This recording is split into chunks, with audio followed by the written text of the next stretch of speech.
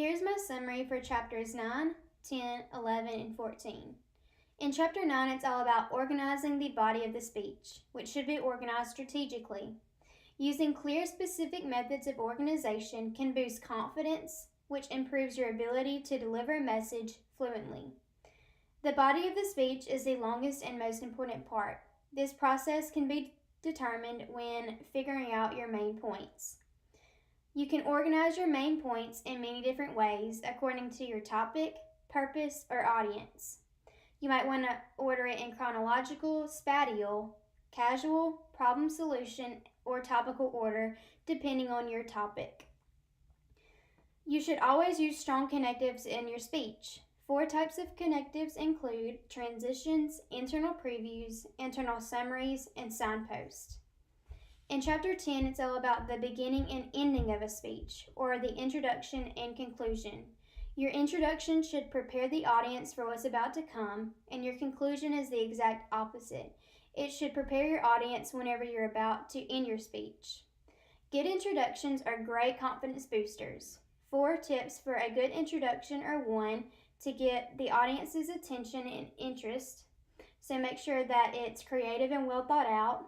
2, reveal your topic. 3, establish credibility and goodwill. 4, preview the body of the speech, letting the audience know what is about to come. Your conclusion is the last chance to drive home your ideas, so make sure it's a good final impression.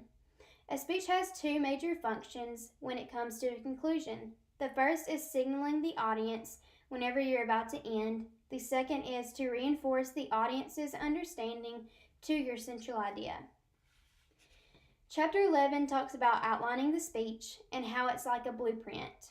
There are 2 different kinds of outlines: preparation and speaking outlines. In a preparation outline, you should use your purpose statement. It comes before the outline and it makes it easier for you to know your topic and to stay on track.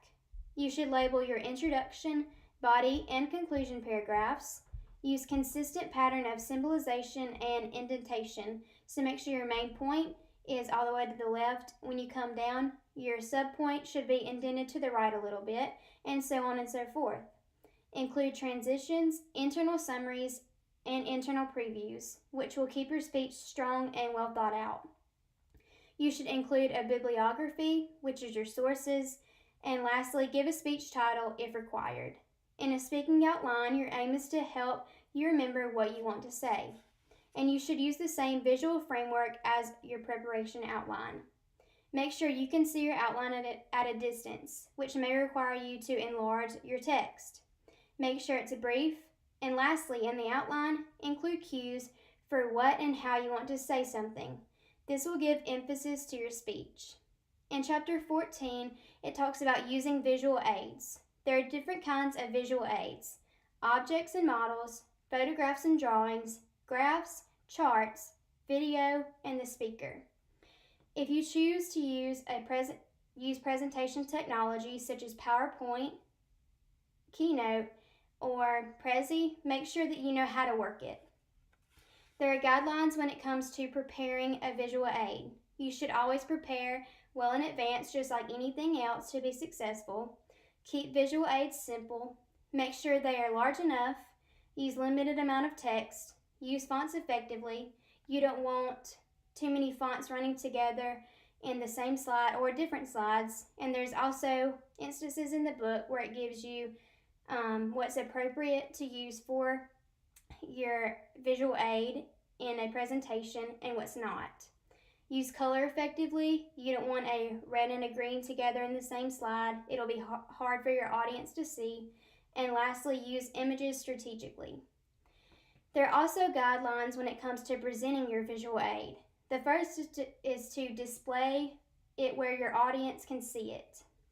Avoid passing visual aids out among the audience. This will distract the audience where they won't be listening to you, but rather focused on the visual aid and getting to see it.